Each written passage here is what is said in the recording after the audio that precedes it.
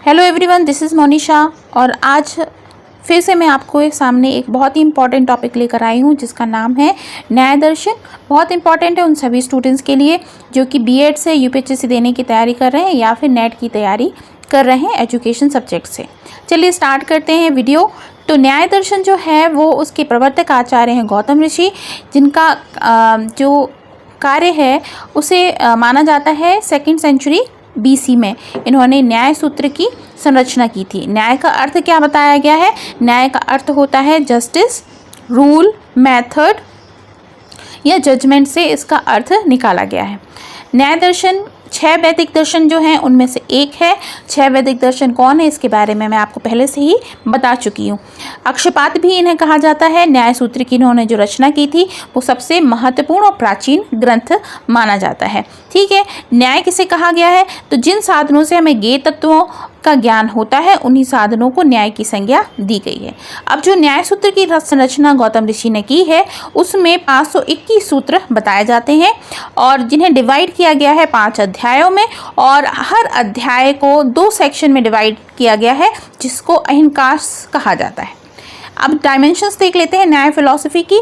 तो theory of knowledge, theory of physical world, theory of individual self and liberalisation, इसके बाद theory of God, ये सारे dimensions हैं जिसके बारे में न्याय फिलॉसफी में बात की गई है। अब जो एस्पेक्ट्स हैं वो देख लेते हैं न्याय फिलॉसफी को और किसने किस तरीके से एलिब्रेट किया है। तो देवराज ने न्याय को परिभाषित करते हुए कहा है, जिस साधन के द्वारा हम अपने विवेक्षित मतलब ज्ञेय तत्व के पास पहुंच जाते हैं उसका ज्ञान पाते हैं, वही साधन न्याय होता है।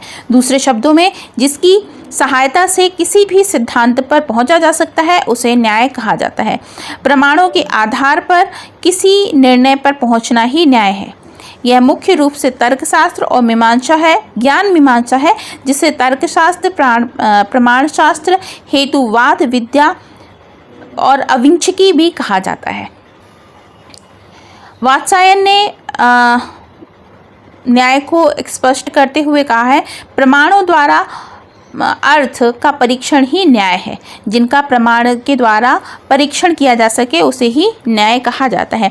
इस दृष्टि पर जब कभी मनुष्य किसी विषय में कोई सिद्धांत स्थिर करता है तो वहाँ न्याय की सहायता अपेक्षित होती है।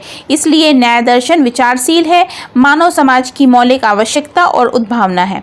उसके बिना न किसी मनुष्य अपने विचारों और सिद्धांतों को परिष्कृत एवं सुस्थिर कर सकता है और न ही प्रतिपक्षी सिद्धांत आघातों से अपने सिद्धांत की रक्षा कर सकता है। ठीक है, अब बहुत ही महत्वपूर्ण जो पार्ट आ जाता है न्याय दर्शन का वो ये है कि न्याय दर्शन में प्रमाण आदि 16 पदार्थ माने गए हैं, जिन्हें प्रमेय के अंतर्गत वैशेषिक दर्शन के भी सभी 6 या 7 पदार्थों को सम्मिलित किया गया है। जैसा कि आपको बताया कि वैशेषिक दर्शन और न्याय दर्शन दोनों को जुड़वा बहने कहा जाता है, दोनों में बहुत ही अधिक समानता होती है। तो न्याय दर्शन में प्रमाण आदि 16 पदार्थ माने गए हैं। ये जो 16 पदार्थ आपको दिखाई दे रहे हैं जो अभी इस पेज में 7 है, नेक्स्ट में मैं आपको बताऊंगी, ये बहुत ही इंपॉर्टेंट पदार्थ माने गए हैं। ठीक है, जिसमें से फर्स्ट है प्रमाण। ये 4 प्रकार के होते हैं, प्रत्यक्ष, अनुमान, उपमान व शब्द। प्रमेय 2 प्रकार की होती है। प्रमेय जो है ये 12 प्रकार की होती हैं, आत्मा, शरीर, इंद्रिय, बुद्धि, ज्ञान, उपलब्धि, मन, प्रवृत्ति, दोष, प्रेतभाव, फल, दुख और अपवर्ग। संशय, प्रयोजन, दृष्टांत, सिद्धांत जो है वो 4 प्रकार के बताए गए हैं। सर्वत्र सिद्धांत, प्रतितंत्र सिद्धांत, अधिकरण सिद्धांत, सिद्धांत और अभूपगम सिद्धांत, अवयव। नेक्स्ट आ जाते हैं तर्क, निर्णय, वाद, जल्प, वितंडता, हेत्वाभास। ये 5 प्रकार के तत्व होते हैं। सभ्य, विचार, विरुद्ध, प्रकरण, सम, साध्य, सम, कालातीत। छल, वाक छल, सामान्य छल, उपचार छल, जाति, निग्रह, स्थान। ये 16 प्रकार के जो प्रमाण हैं उन्हें 16 प्रकार के पदार्थों को इम्पॉर्टेंट माना गया है न्याय दर्शन में। चूँकि हम एजुकेशन के लिए न्याय दर्शन को पढ़ रहे हैं, इस वजह से हमें बहुत ज़्यादा डिटेल में पढ़ने की आवश्यकता नहीं है, इसलिए जो भी ज़्यादा बहुत महत्वपूर्ण चीज़ें हैं उनके बारे में हम जानेंगे। अब न्याय सूत्र क्वेश्चन पूछा जाता है कि न्याय सूत्र क्या है, तो उसको समझ लेते हैं। गौतम के न्याय सूत्र से ही न्याय शास्त्र का इतिहास स्पष्ट रूप से प्रारंभ होता है। प्राचीन ग्रंथों में इस न्यायशास्त्र को कतिपय सिद्धांतों की चर्चा तो आज ही विशद रूप से उपलब्ध है, परंतु उस प्राचीन तर्कशास्त्र का सम्यक और सर्वांगपूर्ण स्वरूप क्या है और कैसा है, इसका सही ज्ञान किसी को पता नहीं है। बौद्ध दर्शन के प्रकरणों से यह उल्लेख मिलता है कि बौद्ध मत वाले अपने मत का प्रतिपादन आस्तिक सिद्धांतों के विरुद्ध किया करते थे। इसी का प्रतिरोध करने हेतु न्याय दर्शन की संरचना हुई है। ठीक है, तो यहाँ पर ये बताया गया है कि न्याय दर्शन की जो संरचना है वो किस लिए हुई है, क्योंकि बौद्ध दर्शन चूँकि नास्तिक दर्शन में से है, तो वो बौद्ध दर्शन के जो प्रमाण दिए गए हैं उससे न्याय दर्शन वाले अपने आप को सही नहीं समझते थे। इस वजह से न्याय का उन्होंने अपना लॉजिक निकालकर उसको एक्सप्लेन किया है, ताकि दोनों अपने अपने पार्ट को, अपने अपने मत को स्पष्ट कर सकें। ठीक है, अब भाष्य ग्रंथ न्याय सूत्र जो है के पश्चात जो साहित्य उपलब्ध है उनमें सबसे ज़्यादा महत्वपूर्ण जो है वो न्याय भाष्य है, जिसको वात्स्यायन ने बनाया था या वात्स्यायन ने उसका निर्माण किया था। न्याय भाष्य न्यायवार्तिक के नाम से टीका उद्घोतकर ने लिखी है, जिसमें न्यायशास्त्र के प्रमेयों को सही स्वरूप जानने की सर्वाधिक उपयोगिता विद्यमान है। इसका काल भी ईसा की 5वीं-6वीं शताब्दी के आसपास माना जाता है। अब यहाँ पर है जो न्यायवार्तिक नामक टीका है, जिसको उद्घोतकर ने लिखा था या प्रकाशित किया था, उसके पश्चात भी न्यायशास्त्र पर बौद्धों का आघात बंद नहीं हुआ था, जिसके कारण ख्याति प्राप्त टीकाकार वाचस्पति मिश्र को न्यायवार्तिक के ऊपर भी एक टीका लिखनी पड़ी, जिसे न्यायवार्तिका तात्पर्य टीका कहा जाता है के नाम से अत्यधिक महत्वपूर्ण माना जाता है। एक अत्यधिक महत्वपूर्ण टीका है। तो अगर आपको क्वेश्चंस आते हैं ना, तो हो सकता है कि आपको ये नामों के बारे में पूछा जाए, तो इसलिए बहुत इंपॉर्टेंट है कि आप नाम अच्छे से नोट कर लीजिए। विद्वानों ने वाचस्पति मिश्र का समय ईसा की 9वीं शताब्दी में माना है। इन्होंने इस न्यायशास्त्र को शुद्ध और लिपिबद्ध किया। इसी शुद्धता के कारण आज जो लेखा जोखा उपलब्ध है कि न्यायशास्त्र में 5 अध्याय तथा 10 आविक हैं और 84 प्रकरण हैं, 528 सूत्र हैं, 196 पद हैं और 8385 अक्षर हैं। ठीक है, तो ये बात आपको याद रखनी है। प्रमाण जो बात कही गई है प्रमाण की, तो प्रमाण कितने प्रकार के हैं? 4 प्रकार के माने जाते हैं, प्रत्यक्ष, अनुमान, उपमान और शब्द। प्रमाण क्या होता है ये देख लेते हैं। भारतीय दर्शन में प्रमाण उसे कहते हैं जो सत्य ज्ञान कराने के लिए सहायता करे, अर्थात वह साधन या प्रक्रिया जिसमें किसी दूसरी बात का यथार्थ ज्ञान हो। प्रमाण न्याय का मुख्य विषय है। प्रमाण नाम है यथार्थ ज्ञान का जो कारण हो, अर्थात जिसके द्वारा यथार्थ का ज्ञान हो, उसे प्रमाण कहते हैं। न्याय दर्शन में प्रत्यक्ष, अनुमान, उपमान और शब्द ये 4 प्रकार के प्रमाण माने गए हैं। ठीक है, अब प्रत्यक्ष किसे कहा जाता है? प्रत्यक्ष प्रमाण के 2 भेद होते हैं, बाह्य और अभ्यंतर। घ्राण, रसना, चक्षु, त्वक और श्रोत इन इंद्रियों को शरीर के बाहर ऊपरी भाग में रहने के कारण तथा बाहरी विषयों का ग्राहक होने के कारण ये माना जाता है। ठीक है, बाह्य जो प्रत्यक्ष प्रमाण जिसे बाह्य प्रमाण कहा जाता है वो क्या है? मन और शरीर के भीतर आत्मा के साथ रहने तथा भीतर पदार्थों आत्मा एवं आत्मीय गुणों का ग्राहक होने के कारण इसे बाह्य प्रमाण माना जाता है। और अच्छा, यहाँ पर ये बात है कि जो बाहर का प्रमाण है वो क्या है? बाहरी शरीर जो है उसे, और जो आत्मा का अंदर प्रमाण है, आत्मीय गुणों को बताया जाता है, उसे अंतर प्रमाण कहा जाता है। अनुमान किसे कहा जाता है? अनुमान प्रमाण से उन सभी पदार्थों का ज्ञान किया जाता है जो इंद्रिय द्वारा ज्ञात होने की योग्यता रखते हैं तथा दूरस्थ और अविद्यमान होने के कारण इंद्रिय से ज्ञात नहीं होते, अथवा जिसमें इंद्रिय से ज्ञात होने की योग्यता नहीं होती है। इसके भी दो भेद होते हैं। पहला होता है स्वार्थ अनुमान, दूसरा होता है परार्थ अनुमान। अनुमान का मतलब क्या बताया गया है यहाँ पर?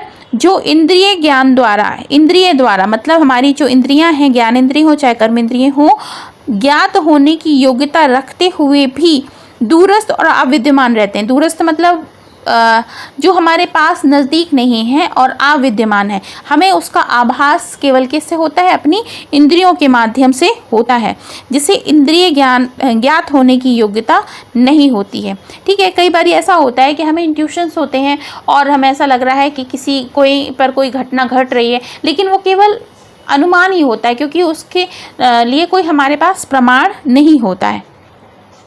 ठीक है, अब जिस अनुमान से अपने संशय का निराकरण या अपने आप को साध्य का निश्चय होता है उसे स्वार्थ अनुमान कहते हैं, तथा जिस अनुमान से अन्य व्यक्ति, जिज्ञासु, प्रतिवादी या मध्यस्थ के संशय का निराकरण या साध्य प्राप्त होता है या निश्चय होता है उसे परार्थ अनुमान कहते हैं। जो स्वयं से संबंधित हो वो स्वार्थ अनुमान, और किसी दूसरे से हो वो परार्थ। ठीक है, उपमान की बात कर लेते हैं। तो उपमान जो है वो एक पदार्थ में अन्य पदार्थ के सादृश्य ज्ञान को उपमान कहा जाता है।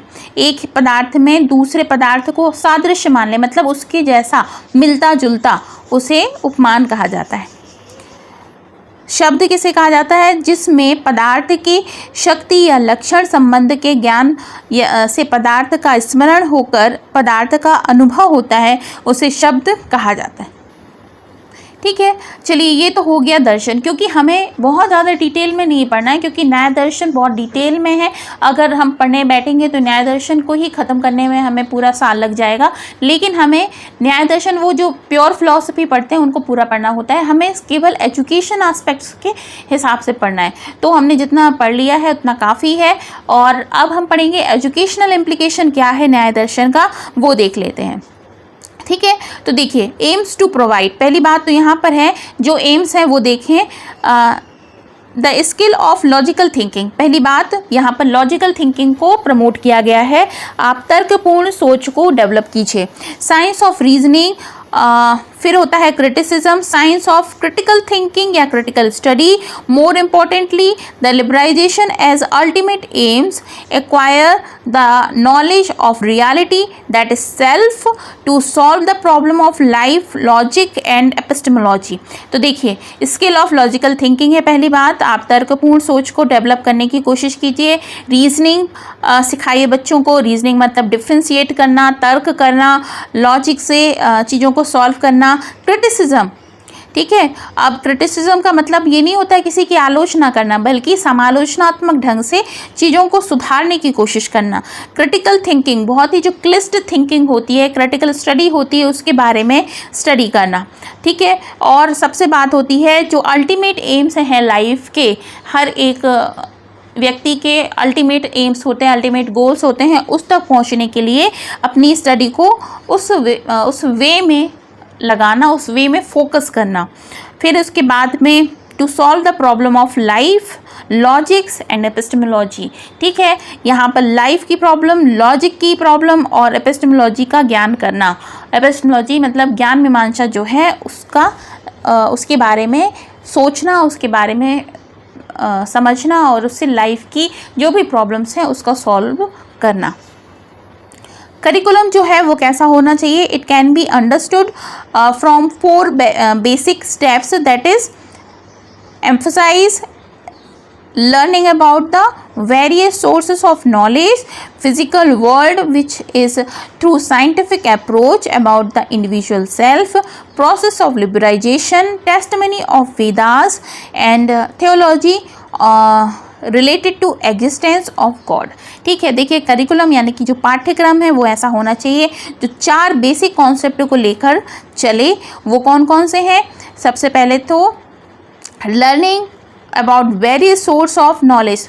आपको अलग अलग सोर्सेज से सीखने के लिए अपने आप को एम्फसाइज करना है और उसके बाद में साइंटिफिक अप्रोच को लेकर आगे बढ़ना है और अपने इंडिविजुअल सेल्फ को सुधारने और उसको इम्प्रूव करने की कोशिश करना है। Process of liberalisation, testimony of Vedas को पढ़ना है। इसके बाद में गॉड के एग्जिस्टेंस को समझने की कोशिश करना है। मेथड्स जो हैं वो कौन कौन सी हैं? परसेप्शन, इन्फेरेंस, उपमानना, शब्द, रिएक्शन, लेक्चर, लॉजिकल और एनालिटिकल और मेडिटेशन। डिसिप्लिन जो है वो कौन कौन से हैं? सेल्फ डिसिप्लिन का मतलब अनुशासन कैसा होना चाहिए न्याय दर्शन के अकॉर्डिंग। सेल्फ डिसिप्लिन होना चाहिए, आत्म अनुशासन, फ्रीडम होना चाहिए। ऐसा भी नहीं कि बहुत ज़्यादा डंडा लेके आपके ऊपर कोई बैठा है और आप पढ़ना जो चाहते हैं वो नहीं पढ़ पा रहे हैं फ्रीली, तो फ्रीडम भी बहुत इंपॉर्टेंट है। स्पिरिचुअलिटी यानी कि आध्यात्मिकता, और teacher should provide the all necessary language to develop logical thinking about regress criticism को प्रमोट करने के लिए जितनी भी आवश्यक लॉजिकल थिंकिंग हो वो टीचर प्रोवाइड करे। ठीक है, तो ये था न्याय दर्शन।